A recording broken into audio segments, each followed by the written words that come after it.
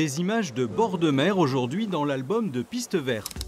Nous partons sur l'île Tatiou dans la Manche pour découvrir l'Aeonium, une plante venue de la Méditerranée et dont le nom signifie éternel.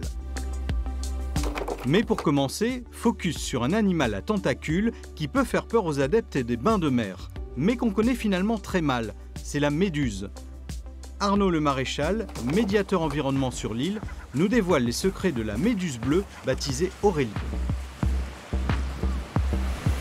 La méduse Aurélie, comme beaucoup de méduses, elle va avoir une forme de demi-sphère avec des tentacules tout autour de cette demi-sphère. Donc cette demi-sphère s'appelle l'ombrelle. Et ces tentacules, on va retrouver des cellules urticantes au bout pour qu'elles puissent se nourrir. Donc on va trouver aussi au centre, en dessous, qui vont pendre, c'est des bras buccaux. Elle va avoir une couleur bleue. Mais ce qu'il faut savoir, c'est que les méduses sont composées à 95% d'eau, voire plus. Donc en fait, elles vont prendre un peu la couleur de l'eau et puis de l'environnement autour.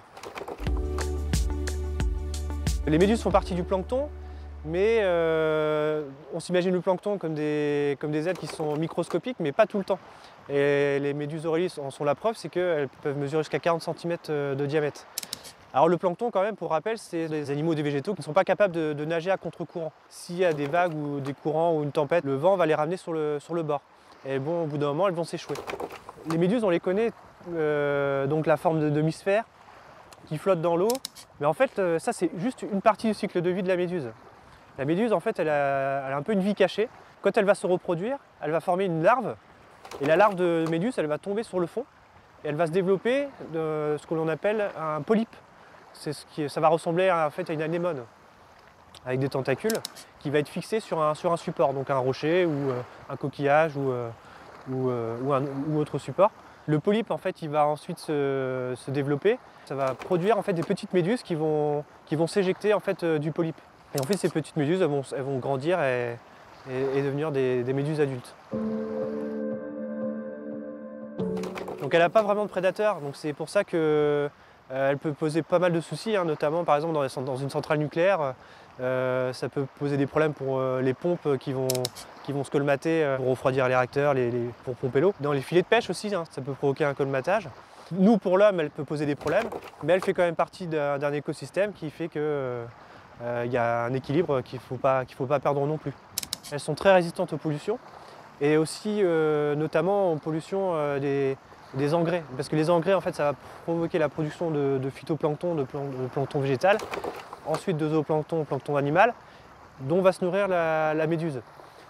Et du coup, dans les ports, on va avoir beaucoup de méduses parce qu'elles vont résister à tout ça et elles vont avoir beaucoup de nourriture à disposition.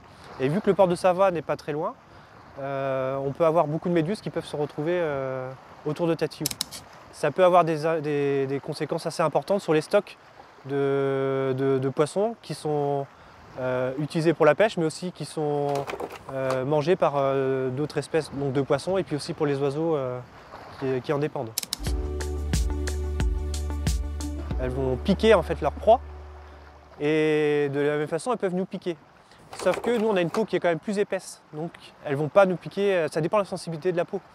Par contre, il y a d'autres espèces de méduses qu'on va trouver aussi autour de nos côtes qui elles vont piquer, mais plus fortement. Elles vont nous faire ça va faire des plaques rouges. Alors il n'y a pas réellement d'astuce, c'est qu'on nous parle souvent d'utiliser du beurre par exemple ou de faire pipi sur la brûlure, mais ça ne fonctionne pas.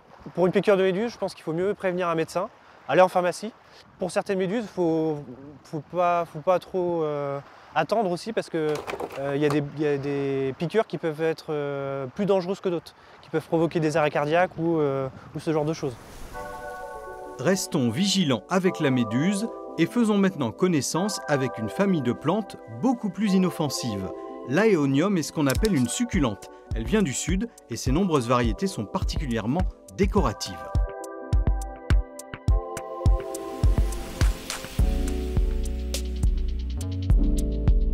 L'Aeonium tire son nom du grec « éonion » qui signifie « éternel ». Cette plante grasse, originaire d'Afrique du Nord et des îles Canaries, possède un feuillage persistant. Comme ici, sur l'île de Tatiou, la plante, surnommée le chou en arbre, possède de très nombreuses variétés spécifiques d'une île à l'autre. Cette plante robuste peut alors avoir un feuillage dur et charnu ou mou et fragile, et les feuilles sont disposées en rosette à l'extrémité des tiges.